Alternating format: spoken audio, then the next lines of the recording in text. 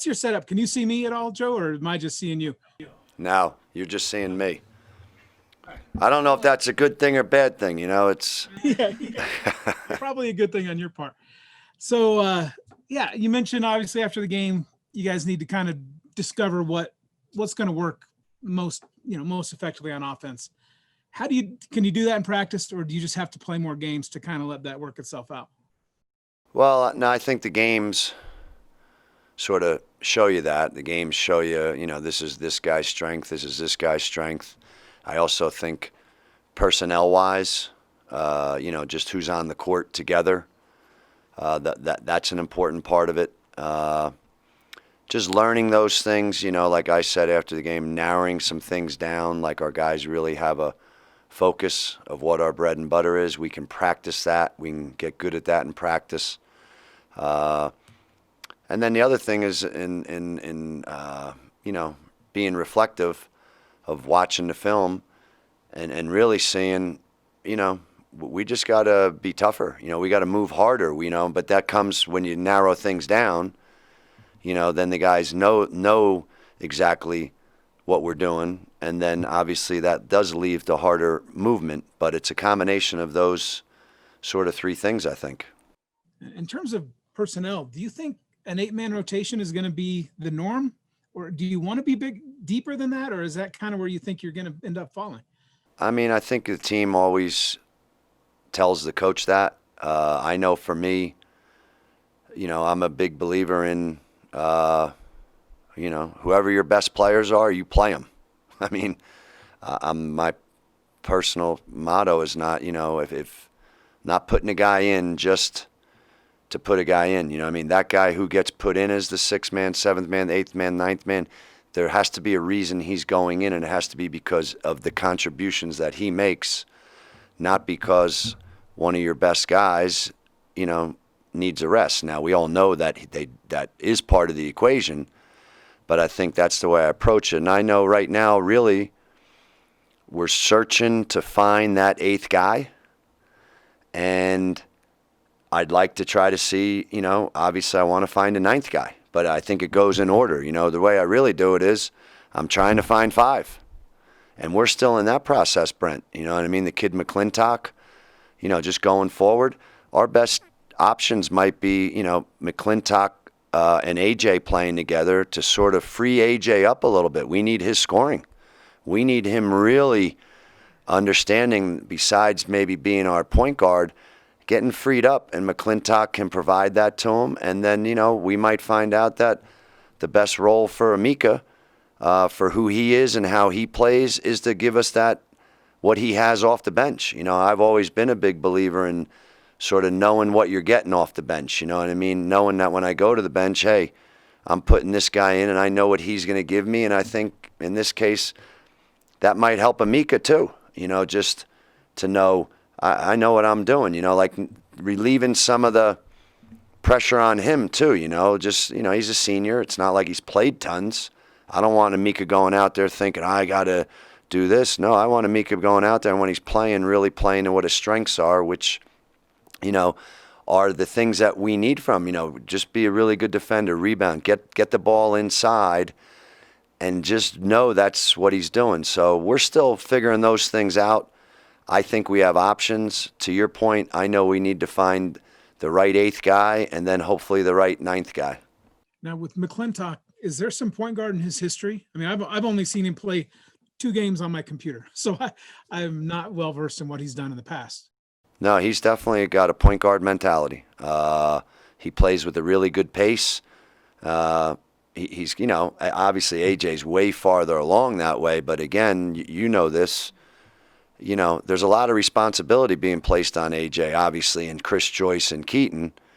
I want to free AJ up. I don't want him. He's playing really good defense. You know what I mean? Like, I think he's playing the best defense he's played in his college career. That's got to happen every game for us. He has to be a real good defender.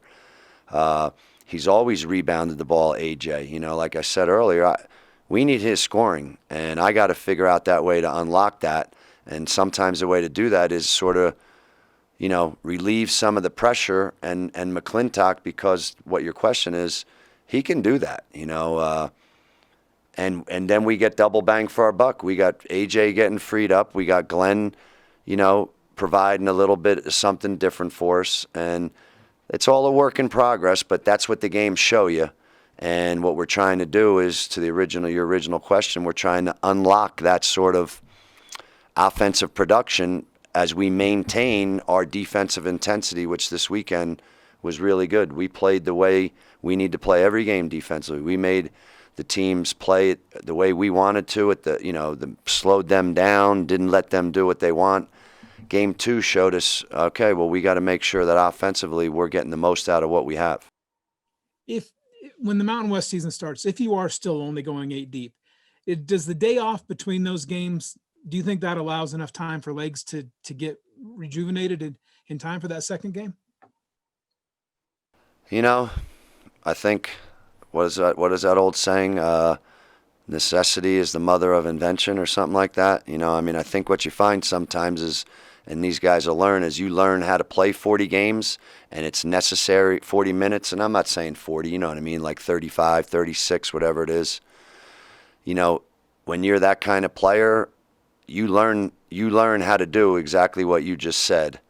And I believe that, what that does for those other guys, I think that helps make you find the 8th and the 9th guy, because those guys are seeing how hard those guys play and work, and it actually brings the team together to really get those guys to, find their role as the 8th guy, the 9th guy, to want to make a contribution to the team because they see how hard their teammates play and compete. And I'm confident we're gonna find that 8th and 9th guys. So, but that's part of building a team. And we don't have that many games left before we get to the Mountain West. I think we have 2, right? So we'll just get those answers. I think, we're not going to have all those answers by the time we play Nevada. We'll then get a little bit of the answer of what you're saying, and we'll find out what those needs are, at that time. But come Utah State and the gauntlet that's going to start after Christmas, we're going to have to really have our answers by then. So, like for this weekend against Lamar, are you guys in the full, scouting mode, prep mode, where you would prepare like it is a conference game, or is you still kind of focusing on what you do and then you just show up and play whoever's in front of you?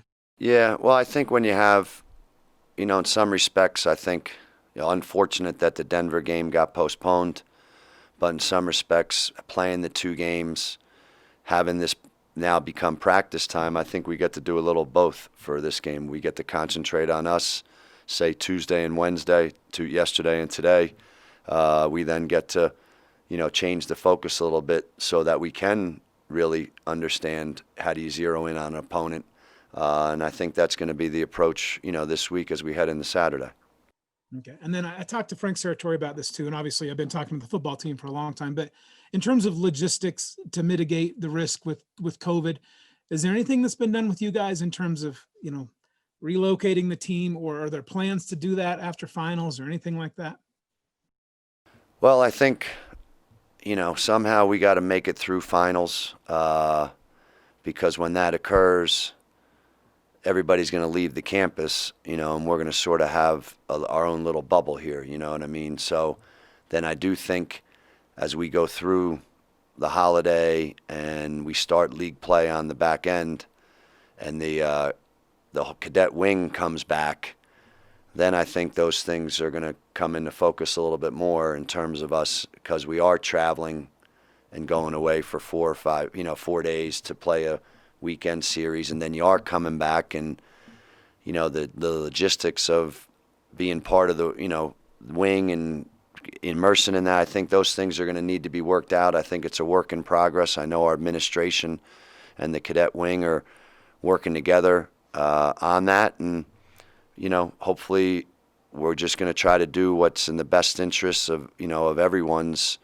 all the cadets' health and safety, so that we can maintain that here at the academy, and then obviously maintain it when we're going out and competing.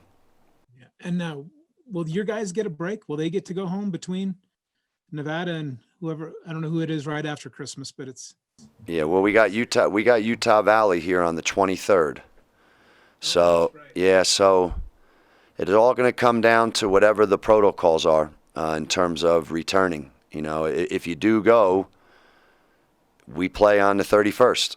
So whatever the protocols are in terms of quarantining or whatever, I think that's going to be the dictator of whether or not we can. And it's just going to be one of those things where obviously it's important to be able to do that, but in this time with what's going on for our players, just them, you know, we play the 23rd in order to play, in order to compete collegiately, you know what I mean, in order to do what these guys love this year right now.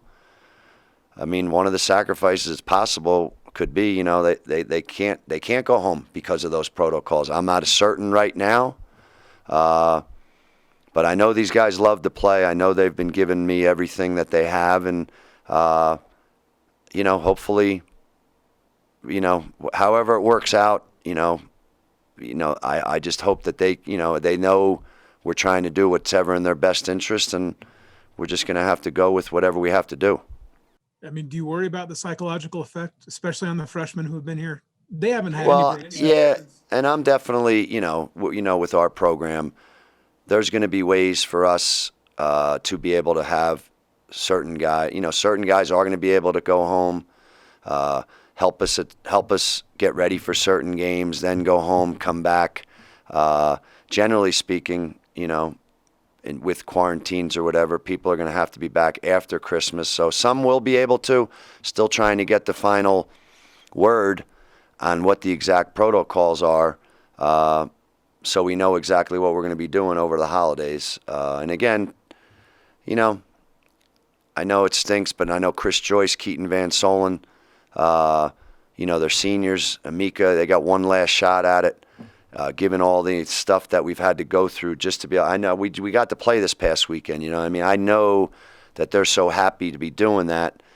I'd like to think that for them, for the rest of their life, they get one senior year, and they're going to give everything they have. I know that, and if that means for them they don't have that Christmas, okay, you got to play your senior year.